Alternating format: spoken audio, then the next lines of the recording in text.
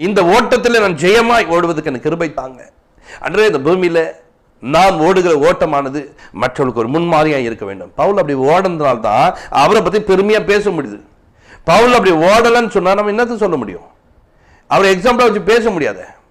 நீ ஓடிப்பாரு, உன் குடும்பம் உன்னை எக்ஸாம்பிளா வைக்கும், உன் சபை உன்னை எக்ஸாம்பிளா வைக்கும், உன் தெருமக்கள் உன்னை எக்ஸாம்பிளா வைப்பாங்க.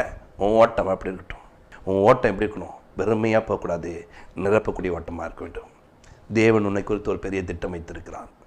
தேவன் உன்னை குறித்து ஒரு வெளிப்பாடு வைத்திருக்கிறார். அதனால தேவ பிள்ளைகளை பண்ணுங்க, ஒவ்வொரு நாளும் தேவனுக்கு பிரியமாய் நடக்க வேண்டும்.